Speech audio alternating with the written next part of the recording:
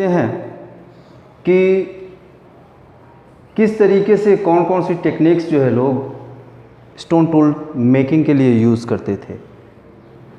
क्योंकि सारी टेक्निक उसी के लिए यूज़ होगा, क्योंकि लोगों के पास जो रॉ मटेरियल था वो स्टोन ही था, स्टोन से ही लोग बनाते थे अपने टूल्स। तो इसके लिए जो है दो टेक्निक्स दी गई हैं, stone on stone and pressure फ्लैकिंग। तो प्रेशर फ्लैकिंग क्या है और स्टोन ऑन स्टोन क्या है, मैं इन दोनों ही चीज़ों को आप लोगों को बता देता हूँ कि जब स्टोन ऑन स्टोन होता है तो इसमें क्या होगा, पत्थर है उनके पास, पत्थर ही पत्थर चारों तरफ, तो उसी से मारेंगे, ठीक है। तो मार के जो है उससे और एक स्टोन को जो है शेप दिया जाएगा, इस तरीके का शेप दिया जाएगा जिससे कि एक प्रॉपर शेप में जो है दूसरा जो टूल जो बनाना चाह रहे हैं वो बन जाए। तो जो डिज़ायर्ड टूल है वो ऐसे बनेगा। तो अब आप देख रहे हो इसमें होगा क्या, एक कोर स्टोन है। कोर स्टोन वह स्टोन होगा जिससे टूल बनाया जाना है, मतलब जो स्टोन से जिस पत्थर से जो है हम टूल बनाएंगे, मतलब जिसका टूल बनना है। और हैमर स्टोन, तो हैमर स्टोन से क्या होगा कि उसको शेप दिया जाएगा। जो कोर स्टोन है, कोर वाले स्टोन को जो है तोड़ा जाएगा और शेप दिया जाएगा। शेप देने का काम जो है वो हैमर स्टोन करेगा, इसी से जो है मार मार के तोड़ा जाएगा। तो ऐसा स्टोन जो तोड़ने का काम कर रहा है, हमर का काम कर रहा है, हथौड़े का काम कर रहा है, तो ये जो है हैमर स्टोन हो गया। और जिससे जो है हम टूल बनाएंगे वो कोर स्टोन होगा। अब आप सोचिए कि अभी यहाँ पे क्या है कि एक हमर है और ये एक स्टोन है, तो ऐसे में क्या बहुत सुंदर जो है वो स्टोन टूल बन पाएंगे? नहीं बन पाएंगे, क्योंकि दोनों ही हैवी हैं और इसमें जो है हो सकता है हैमर टूट जाए या कोर टूटे, तो कुछ भी हो सकता है। तो इस तरीके से जब आप देखोगे तो जो प्रिमिटिव टूल्स बने हैं, स्टोन टूल्स जो आपको पैलियोलिथिक एरा में मिले होंगे, तो वो जो है इस टेक्निक से बनेंगे मैक्सिमम। बाद में भाई एक डिज़ायर्ड शेप जो छोटा हो, हल्का हो, तो उसके लिए कुछ ना कुछ एक सांचे टाइप की चीज़ चाहिए, और इसके लिए फिर प्रेशर फ्लैकिंग जो है वो टेक्निक लाई गई। प्रेशर फ्लैकिंग में क्या है कि एक फॉर्म सरफेस है जिसमें स्टोन को फंसा दिया जाएगा, रख दिया जाएगा, फिर उसको हमर से मारा जाएगा। तो इससे क्या है कि उसके फ्लैक्स निकलेंगे। फ्लैक्स क्या होते हैं कि जैसे आप देखेंगे स्टोन्स को तो उसमें परतदार चट्टानें होती हैं, ठीक है। सेडिमेंटेशन के थ्रू जो है ये रॉक बनते हैं, सेडिमेंटेड, तो जो सेडिमेंट से बनते हैं सेडिमेंट रॉक होती है, सेडिमेंट्री, तो सेडिमेंट्री रॉक्स का बना होता है। और इसको जो है जब हम तोड़ेंगे तो उसकी जो फ्लैक्स हैं, उसकी परतें हैं, वो चट्टान की जो परतें हैं वो हटेंगी। तो इस तरीके से जो डिज़ायर्ड फ्लैक्स हैं उनको हटा करके, और जो पतली परत है, फ्लैक है, उससे भी ब्लेड वगैरह बनाया जा सकता है। तो या तो उससे बनाएं, या फिर अगर उसमें मजबूती कमी है तो जो उसका मजबूत पार्ट है उससे बनाएं। तो इन सारी चीज़ों से जो है आप देखोगे तो यहाँ पे एक फॉर्म सरफेस है जिस पे जो कोर स्टोन होगा जिससे टूल बनाना है वो फंसाया जाएगा, और उसके बाद से जो हमर स्टोन है तो यहाँ पर भी उसका वही काम है कि हमर से उस पर वार किया जाएगा, मारा जाएगा, ठीक है। तो ये जो है दो टेक्निक्स थी टूल्स बनाने के। अब इसके बाद से कह रहा है कि stone as source of information.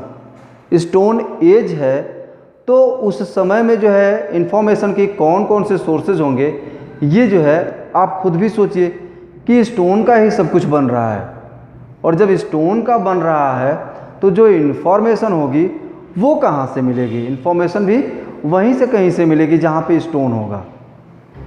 अब स्टोन कहाँ पे होगा? तो जहाँ पे पर्वत हो, पहाड़ हो, क्योंकि जो गुफाएं होती हैं, जो केव्स होती हैं, वो भी पहाड़ों पे ही होंगी, पहाड़ों में होंगी, ठीक है।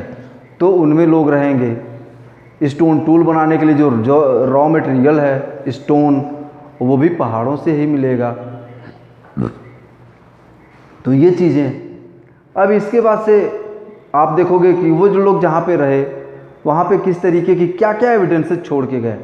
तो वो जहाँ पे रहेंगे, अगर उन्होंने किसी जानवर का शिकार किया हुआ है तो उनके शिकार करने वाले औजार मिलेंगे और उन जानवरों की हड्डियां मिलेंगी। उन लोगों ने जिस तरीके की लकड़ी यूज़ किया होगा उसके एविडेंसेस मिलेंगे। उन्होंने जो जहाँ पे रहे हैं तो जो भी कलाकारी की हो, चाहे वो पेंटिंग बनाई हो, चाहे जो भी चीज़ें किया हो, तो वो चीज़ें जो है केव्स पे रहेंगी। तो आदमी जहाँ पे रहता है वहाँ अपने निशान छोड़ जाता है।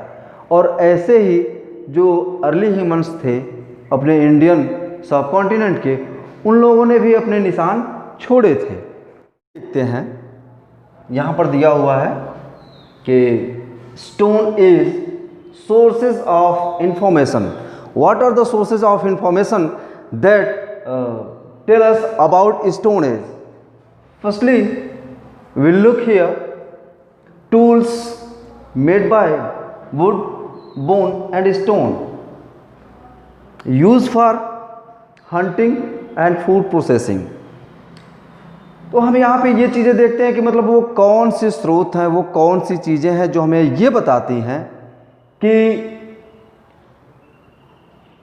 ये जो है चीज़ें स्टोन एज से जुड़ी रही, या फिर स्टोन एज में लोग किस तरीके से काम किए। मतलब कि स्टोन एज के बारे में हम पता कैसे लगा पाते हैं, क्या चीज़ें हमें बता पाती हैं, या मतलब स्टोन एज में क्या क्या चीज़ें होती थी, कैसे होती थी, उनके बारे में जो है हम किन स्रोतों से, किन जो है सोर्सेज से पता कर पाते हैं।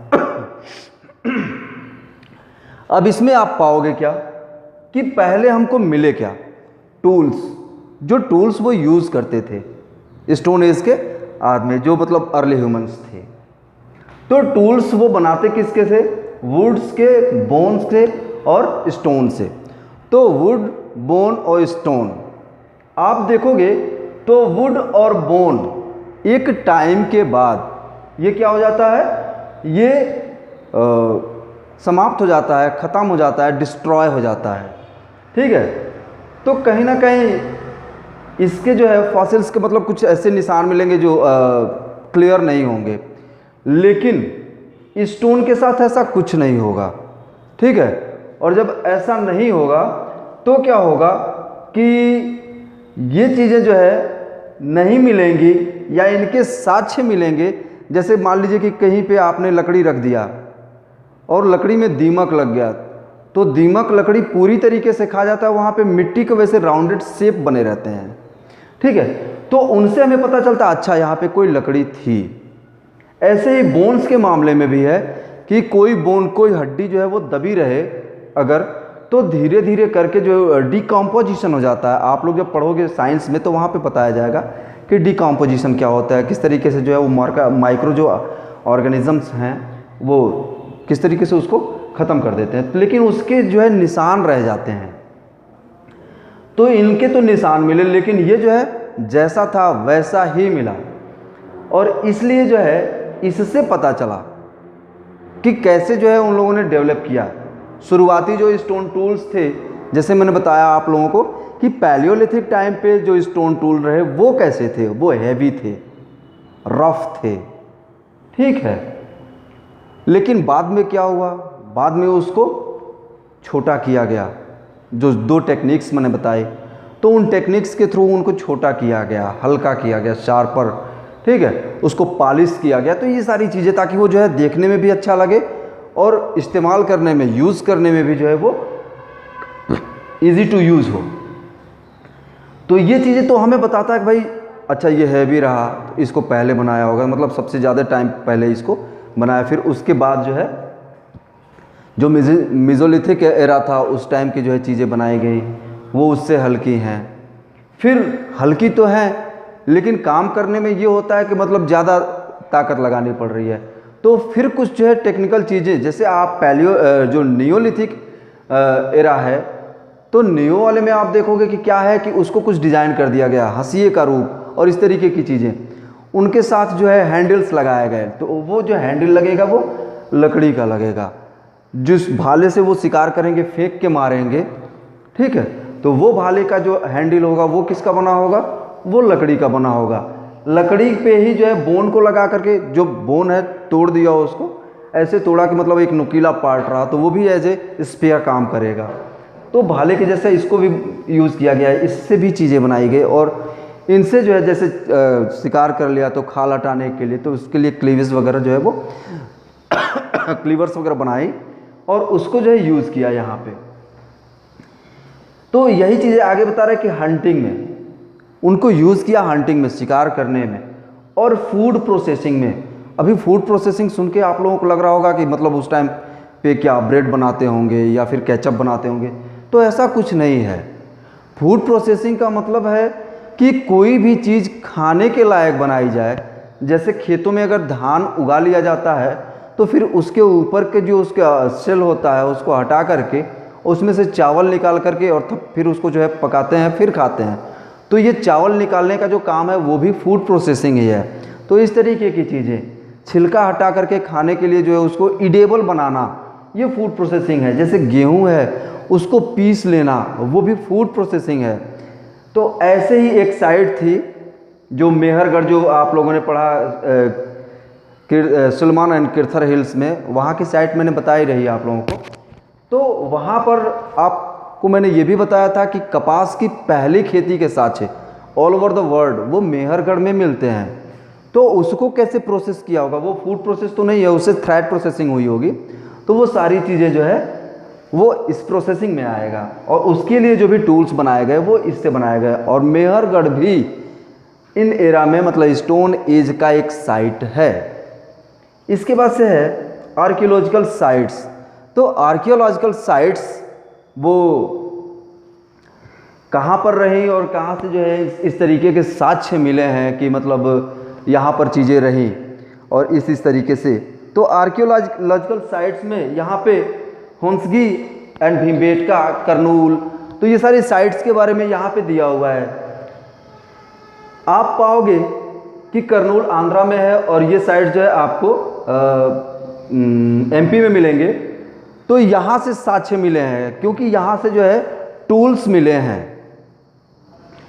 तो हम पाते हैं कि विंध्यन के साउथ में ही ये चीज़ें ज़्यादातर पाई गई हैं, क्योंकि उधर का जो रीजन है वो पठारी रीजन है, और पठारी रीजन होने की वजह से वहाँ पे स्टोन मिल जाता है। वहाँ पे छोटे बड़े पहाड़ भी हैं, जैसे आपका विंध्यन है, विंध्यन के बाद से आप सतपुड़ा रेंज है, इसके बाद से वेस्टर्न घाट, ईस्टर्न घाट, ठीक है, मैकाल पहाड़ी। तो इस तरीके की जो है चीज़ें हैं वहाँ पे, और वहाँ से चीज़ें मिली।